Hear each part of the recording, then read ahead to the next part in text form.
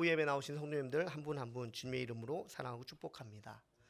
오늘 말씀에서 사도 바울은 고린도 교회 교인들에게 편지하면서 은혜를 끼치는 사람이 되고자 했습니다. 우리 15절 말씀 한 번 더 같이 읽도록 하겠습니다. 내가 이 확신을 가지고 너희로 두 번 은혜를 얻게 하기 위하여 먼저 너희에게 이르렀다가. 아멘. 바울의 고린도 교회 방문의 목적은요, 아까 방금 우리가 읽었던 15절 말씀에서처럼 은혜를 끼치기 위함이었습니다. 말씀에서 은혜는요 두 가지 의미를 가지고 있는데 그 중에 하나는 선물이라는 의미이고 또 다른 하나는 기쁨이라는 의미입니다. 사도 바울은 하나님이 예수 그리스도를 통해 주신 구원과 사랑을 가지고 다른 사람들을 위로하고 격려하고자 했습니다. 이처럼 바울은 진실로 고린도 교인들에게 좋은 것을 주고자 했습니다. 하지만 고린도 교인들 중에서 이러한 바울의 의도와는 다르게 바울을 경솔한 사람으로 여겼습니다. 그 이유는요, 고린도 교회를 방문하겠다던 이 바울이 약속을 지키지 않았기 때문에 그렇습니다. 관계 안에서 내가 좋은 의도를 가지고요, 또 다른 사람들을 대하고자 하는데 그 마음이 제대로 전달되지 않을 때 참 속상합니다. 무엇보다 하나님의 사랑을 가지고 다가가는데 막 그 받은 사람이 막 이러쿵저러쿵 좋지 않은 말을 하거나 또한 그러한 말들을 듣게 되면 또 그렇게 받아들이게 되는 그 사람도 또 다가갔던 나도 원망스러워질 때가 있습니다.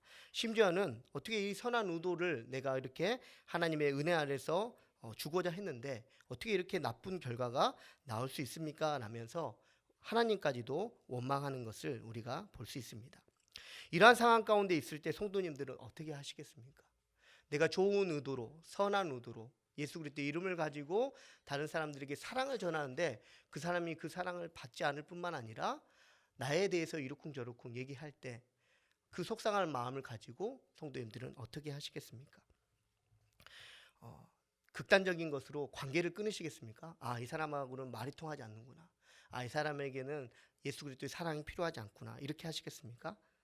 더 나아가 선을 행하고 열심과 최선을 매 순간에 하였음에도 세상이 알아주지 않을 때 그러면 세상과 단절하시겠습니까? 오늘 사도 바울은요 본문 20절 말씀을 통해서 우리가 아멘 하자고 하고 있습니다. 이러한 아멘이 하나님께 영광을 돌리라고 우리에게 영광을 돌리는 일이라고 우리에게 말씀하고 있습니다. 그렇다면 아멘 한다는 것은 어떤 의미일까요? 오늘 말씀을 통해서 두 가지를 놓고 저와 여러분이 함께 은혜 나누는 시간 되기를 원합니다. 첫째, 아멘은요 하나님이 예가 되는 신앙이라고 하나님께서는 말씀하고 계십니다. 우리 18절 말씀 한번 같이 읽겠습니다. 하나님은 미쁘시니라 우리가 너희에게 한 말은 예하고 아니라함이 없노라. 아멘. 말씀에서 미쁘시다라는 의미는요 신실한이라는 뜻입니다. 사도 바울 자신을 향해 경솔하고 천박하고 육체에 속한 이기적인 사람이라고 말하는 이 고린도 교인들에게 사도 바울은 하나님은 신실하신 분이시다. 그러므로 하나님은 항상 예가 된다고 말합니다. 야, 너희가 어떻게 나의 사랑을 가지고 너희가 그렇게 말할 수 있느냐라고 얘기하는 것이 아니라 자기를 힐난하고 또한 자기를 어렵게 하고 자기를 공경에 빠뜨리는 그 사람들에게 하나님은 미쁘시다. 하나님만이 우리의 예가 되신다라고 말씀하고 있는 것입니다. 사실 고린도 교회 방문이 계획대로 되지 않는 이유는요 하나님의 말씀에 순종하고자 한 때문이었습니다. 하나님께서는요 사도행전 16장 7절에서 바울이 아시아에 가서 말씀을 전하고자 했을 때 전하지 못하게 하셨고요, 또 비두니아로 가서 하나님의 복음을 전하고자 하셨을 때도 바울을 그 비두니아로 가지 못하게 하신 분이 바로 하나님이십니다. 사랑하는 성도님들, 말씀을 전하는 일, 또 복음을 향해 걸음을 걷는 일, 이것만을 놓고 본다면요 참으로 귀한 일이고 아름다운 일입니다. 하지만요 하나님의 뜻을 거스르면서까지 하는 일이라고 한다면요 아무리 그것이 귀하고 아름다운 일이라 할지라도 그것은 예가 아니라 아니오가 된다는 사실을 성도님들 기억하시기 바랍니다. 왜냐하면요 하나님만이 예가 되시는 분이시기 때문입니다. 사도행전 10장에서요 베드로는 속되고 깨끗하지 아니한 것을 내가 지금껏 먹지 않았다고 합니다.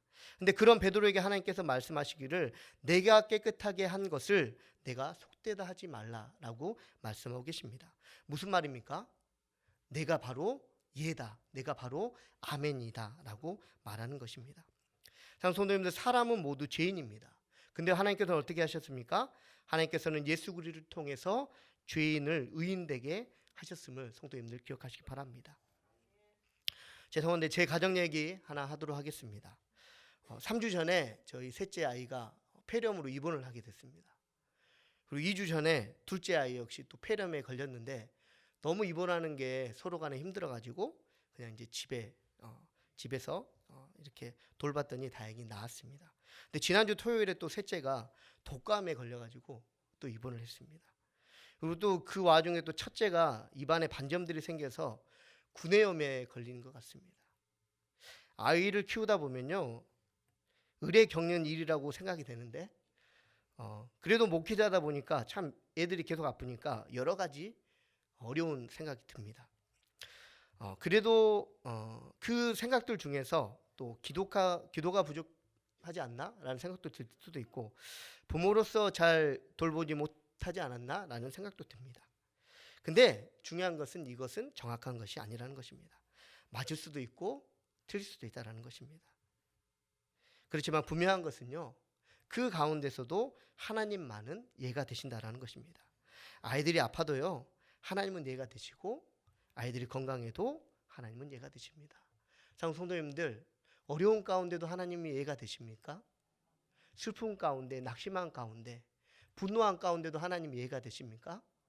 우리의 상황과 우리의 관계가 어떠하다 할지라도 하나님만이 예가 되신다는 사실을 성도님들 기억하시기 바랍니다. 그렇다고 하나님이 예가 되신다는 것을 아는 것으로 우리는 부족하다라고 고백해야 한다는 것입니다. 하나님이 예가 되시기에 또한 하나님의 뜻을 따라 우리는 바울처럼 아멘하는 삶을 살아야 한다는 것입니다. 19절 말씀 한번 같이 읽겠습니다. 우리 곧 나와 실루아노와 디모데로 말미암아 너희 가운데 전파된 하나님의 아들 예수 그리스도는 예하고 아니라함이 되지 아니하셨으니 그에게는 예만 되었느니라. 아멘. 예수님 또한 하나님이 예 되심을 아셨습니다. 그리고 거기에서 만족하지 않으시고 하나님께서는 예 되시는 그 하나님의 말씀을 아멘으로 사셨다고 우리는 성경을 통해 볼 수 있습니다. 욥기 2장에서요, 고난당한 남편인 욥을 보며 아내가 뭐라고 얘기했냐면 하나님을 욕하고 죽으라라고 말하고 있습니다. 욥의 아내의 이 고백은요, 진리 아니겠습니까? 하나님을 예로 인정하지 않으면요, 그 사람에게는 죽음밖에 기다리는 것이 없습니다. 하지만 하나님을 예로 인정하는 그 사람에게는 죽음 가운데서라도 하나님께서 생명으로 연장시켜 주시고 옮겨 주시는 은혜가 있을 줄로 믿습니다. 그래서 우리는 욥의 아내의 고백이 아닌 욥처럼 하나님께 복도 받았은즉 화도 받지 않겠느냐라는 고백이 우리의 고백이 되기를 소망합니다. 그리고 그러함과 동시에 삶 가운데 하나님이 예되심을 나타내며 살아가는 성도님들 되시기 바랍니다. 사람들에 의해 때로는 우리가 경솔하다고 천박하다고 너희가 볼품없다는 그런 말을 듣는다 할지라도 좋은 결과를 위해서 노력하는 것이 아니라 하나님의 예되심을 나타내므로 하나님의 영광을 돌리는 성도님들의 삶을 살아가시기를 하나님은 원하십니다. 아멘. 두 번째는요, 성령님이 예가 되시는 신앙입니다. 우리 21절과 22절 말씀 한번 같이 읽겠습니다. 우리를 너희와 함께 그리스도 안에서 굳건하게 하시고 우리에게 기름을 부으신 이는 하나님이시니 그가 또한 우리에게 인치시고 보증으로 우리 마음에 성령을 주셨느니라. 아멘. 사도 바울은요, 복음을 전하는 사역이 자신의 의지나 능력에서 나오는 것이 아니라 오직 하나님의 주권으로 된 것이라고 우리가 방금 읽은 21절을 통해 말씀하고 계십니다. 또한 말씀에서 바울 자신에게만 기름 부은 것이 아니라 함께 동역하는 우리들 또한 마찬가지로 하나님께서 기름 부으셨다는 것입니다. 또한 오늘날 하나님의 아들 예수 그리스도를 믿는 우리들에게도 동일한 이 기름 부으심을 하나님께서 주셨을 줄로 믿습니다. 그리고 그 보증으로요, 뭘 주셨냐면 성령을 우리에게 보내주셨다는 것입니다. 말씀에서 이 보증은요, 상업용어로 내야 할 돈의 첫 분납금을 말하는 것으로요, 오늘날 쉽게 얘기해서 계약금을 뜻합니다. 하나님께서 약속을 이루기 위해서 우리에게 성령을 주셨는데 성령이 우리에게 곧 하나님이 보시기에 우리가 내세울 만한 계약금이라는 것입니다. 아무리 적은 금액이라 할지라도요, 집을 살 때나 전세를 얻을 때 이 계약금은요, 법적인 효력이 있지 않겠습니까? 하나님께서는 성령님을 통해 반드시 약속을 이루시겠다고 우리에게 말씀하고 계십니다. 이것은 믿음으로 하나님이 보내주신 성령님이 예가 되라고 우리에게 고백하게 하시고, 또한 그 성령님과 함께하는 은혜를 누리라고 하나님께서 말씀하시는 줄로 믿습니다. 토저라는 박사는요, 다음과 같은 논평을 한 적이 있다고 합니다. 오늘날 교회에서 성령이 떠나신다면 우리들이 하는 일의 95%는 계속될 것이고, 아무도 무슨 일이 생겼는지 눈치채지 못할 것이다. 그렇지만 초대교회에서 성령을 제외시킨다면 그들이 한 일의 95%가 중단될 것이고, 누구나 그 차이를 직감하였을 것이다. 성도님들은 항상 성령님과 함께하고 계십니까? 성령님이 우리의 삶 가운데 95%이시고 5%가 우리의 연약함이 맞으십니까? 성도님들, 성령님이 단 한순간도 우리와 계시지 않으며 우리의 95%의 삶이 중단되는 성도님들의 삶이십니까? 그러한 삶을 살아가는 우리 모두가 되기를 바랍니다. 성령님은요, 초대교회에 예수님의 제자들과 함께 하셨습니다.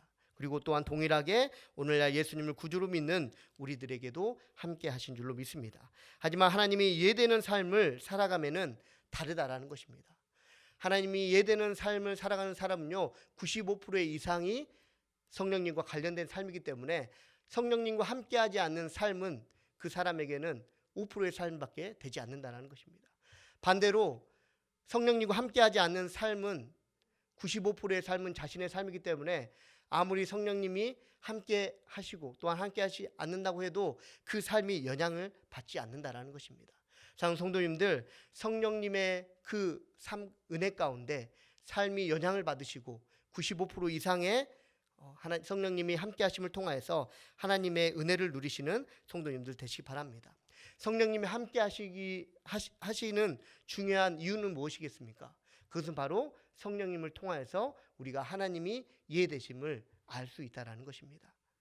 그리고 또한 우리가 하나님을 이해되심을 알 수 있기 때문에 성령님을 의지함을 통해서 우리가 하나님의 그 말씀 가운데 아멘으로 나아갈 수 있다는 사실입니다.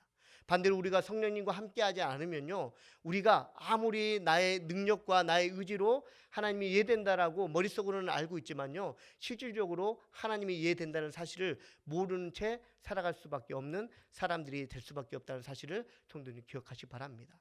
그러므로 사랑하는 성도님들, 나의 의지로 생각으로 예수님을 예로 여기시고 또한 그 예수님의 말씀에 아멘으로 화답하시는 성도님들이 아니라 성령님과 함께 하심을 통해서 그 성령님으로 말미암아 예수님이 예되심으로 고백하고 또한 하나님의 말씀에 아멘으로 화답하시는 성도님들 되시기 바랍니다.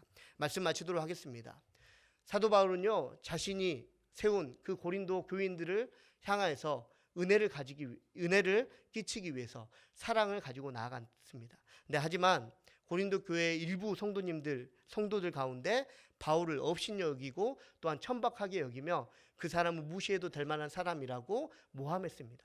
그러할 때 바울은 자기의 의지와 자기의 능력과 자기가 지금껏 했던 것으로 그 사람들을 대적하는 것이 아니라 나는 그런다 할지라도 그런 사람이라 할지라도 하나님은 미쁘시다라고 고백하는 것입니다. 사랑하는 성도님들, 우리의 삶이 우리의 방법과 우리의 생각과 우리의 마음대로 되지 않는다 할지라도 우리가 하나님만이 예되심을 인정하고 또한 그 하나님의 말씀에 순종함을 통해서 오직 성령님이 함께 하심을 통해서 하나님의 큰 은혜를 누리시는 저와 성도님들 다 되시기 바랍니다. 기도하시겠습니다.